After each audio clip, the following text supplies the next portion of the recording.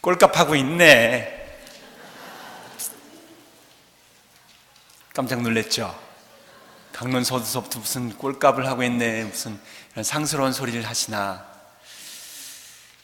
꼴값하고 있네 라는 말 많이 들어보신지 모르겠습니다만, 어렸을 적에 어떤 엉뚱한 행동이나 잘못된 행동을 했을 때 어른들이 주로 하시던 말씀입니다. 그런데 오늘 저는 이 꼴값하고 있네 라는 말을 다시 한번 자리매김해 봤으면 좋겠습니다. 우선 꼴이란 말은 모양이라는 표준어의 옛 말로서 본디 갖추고 있는 모습을 가리키는 말입니다. 본래 가지고 있는 모양을 꼴이라고 하죠. 즉 꼴값이라는 말은 본디 갖추고 있는 그 모습과 그 모양을 드러내고 나타내는 것이라고 할 수 있습니다. 그런데 사실 우리는 이 꼴값이라는 말을 부정적인 의미로 많이 사용해서 오히려 잘못하는 사람들을 비난하는 말로 사용을 합니다. 말하자면 생긴 대로 논다 진짜, 이럴 때 이제 꼴값하고 있네 이런 말을 쓰죠. 하지만 이 꼴값이라는 말의 의미를 제대로 아는 사람은 안다면 오히려 꼴값하고 있네 라는 말을 다른 사람들에게 타인의 좋은 행동을 보았을 때 사용을 해야 되고, 또 스스로도 이 꼴값하고 있네 이 말을 자꾸 들으려고 노력을 해야 되지 않을까 싶습니다. 그래서 그 의미대로 진짜 쓰고 그 의미대로 우리가 사용을 한다면 꼴값하세요, 꼴값하세요 이런 말을 자꾸 써야 됩니다. 틀린 말이 아니에요. 근데 이게 의미 전달이 우리가 부정적인 의미로 사용하기 때문에 이 말을 아주 꺼려 합니다.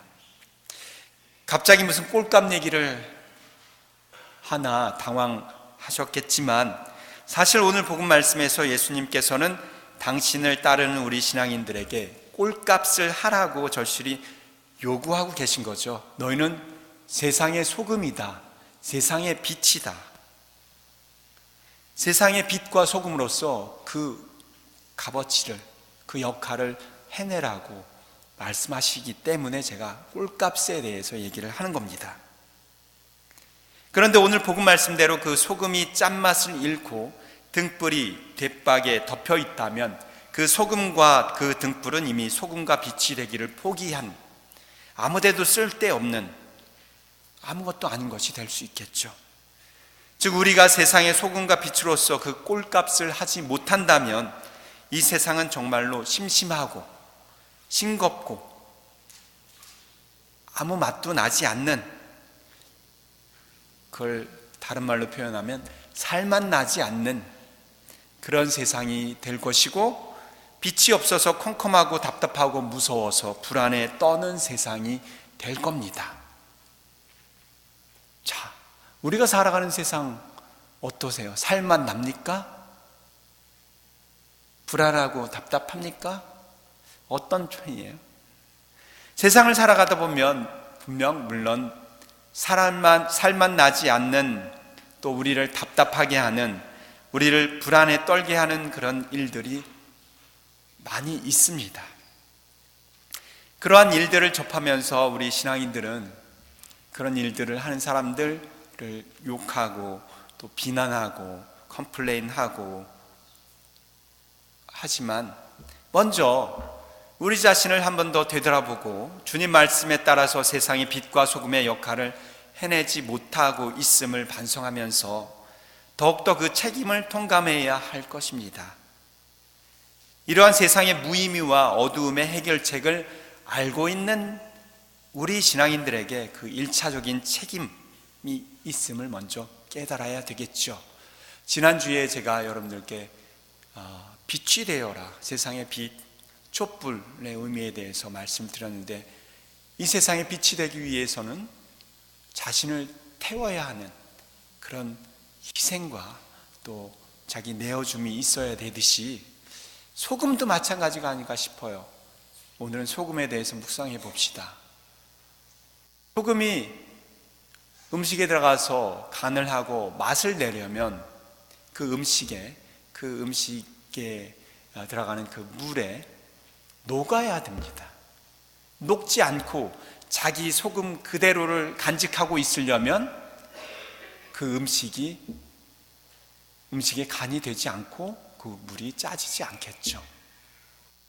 자기 것을 포기하지 않고 희생하지 않고 녹지 않고 자기 소금 그대로 남아있으면 아마 넣을 이유가 없겠죠. 음식에 넣을 이유가 없겠죠.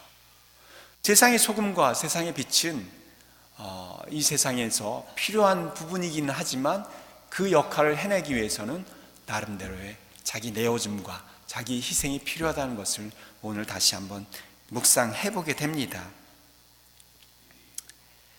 오늘 독서와 복음은 우리에게 그래서 그 무거운 책임을 짊어지우게만 하지 않고 자상하게도 우리에게 과연 어떻게 살아야지 살맛 나는 세상이 오는지 방법을 제시해주고 계시죠. 일독서에서 내가 먹을 것을 굶주린 이에게 나눠주는 것, 떠돌며 고생하는 사람을 집에 맞아들이고 헐벗은 사람을 입혀주고 제 골육을 모르는 채 하지 않는 것, 너희 가운데서 멍에를 지우고 삿대질을 그만두고 못된 말을 거두는 것. 그렇게 했을 때 너희의 빛이 어둠에 떠올라 너의 어둠이 대낮같이 밝아오리라고 이사야 예언자를 통해서 주님께서는 우리에게 말씀하십니다. 이 말씀은 바로 인간이라면 기본적으로 갖추고 있는 선한 양심에 따르라는 주님의 호소라고 할 수 있습니다. 저는 신학교에서 성서 또 철학 여러 가지 과목을 배웠지만 그 중에서도 또 동양 철학을 배웠습니다. 와, 신학교에서 동양 철학을 가르치는구나 처음 생소하게 느끼신 분도 있겠지만 한국에서는 동양 철학도 신학교에서 이제 가르칩니다. 그래서 제가 가끔가다 강론 때 부처님 얘기도 하고 또 공자님 얘기도 하고 하는 이유가 그때 배웠기 때문에, 그리고 예수님의 가르침과 너무나 같은 부분도 있기 때문에 사용을 하는 거죠. 공자님께서 가라사대 인지인위지도란 바로 이런 것이다 라는 말씀이 있습니다. 공자의 가르침은, 예수님의 가르침은 사랑이지만 공자의 가르침은 인이죠. 인. 공자님은 인에 대해서 뭐라고 말씀하시나? 공자님은 사랑에 대해서 그 인에 대해서 물어오는 제자들에게 똑같은 이야기를 한 적이 한 번도 없습니다. 그때마다 다 다르게 그 물어오는 사람과 또 그 물어오는 상황에 맞게 인에 대해서 말씀을 해주시는데, 안현이라는 제자, 아마도 확실치는 않은데 안현이라는 제자가 이 인지인위지도란 무엇입니까? 이것은 이제 인을 이야기하는 것인데, 인간이 되기 위한 그런 인간의 도는 무엇입니까? 라고 물어봅니다. 그러자 이 안현에게 아주 간단하게 이야기합니다. 근근 신신 시시 피피자자 이렇게 얘기하셨을 거예요, 중국말로. 이 말은 아마 군군 신신 사사부부자자라는 한자 말인데 간단한 말입니다. 인군군자, 신하신자, 스승사자, 아비부자, 아들자자. 무슨 말이냐면 임금은 임금다워야 하고 신하는 신하다워야 하고 스승은 스승다워야 하고 아버지는 아버지다워야 하고 아들은 아들다워야 할 때 바로 인간이 인간을 위한 인간의 도를 이룰 수 있다라고 이야기하신 겁니다. 간단한 내용입니다. 하지만 거기에 정말 사람으로서 사람이 되기 위한 도가 담겨져 있다고 공자님이 말씀하신 거죠. 즉 자신에게 주어진 이름에 합당하게 살아갈 때 사람이 되기 위한 사람의 도리를 다할 수 있다는 말입니다.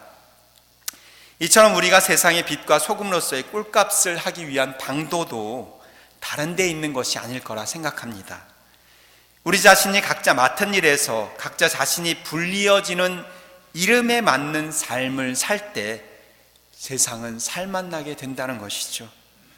즉 부모는 부모답게, 자녀는 자녀답게 살아갈 때 가정은 웃음꽃이 가득한 행복한 곳이 될 것이고, 대통령은 대통령답게 살고 국민은 국민답게 살아갈 때 아름답고 행복한 나라가 이루어질 것이고, 신부는 신부답게, 수도자는 수도자답게, 신자들, 교우들은 신자답게 살아갈 때 우리 신앙 공동체도 하느님 보시기에 아름다운 공동체가 될 것이라는 말이죠.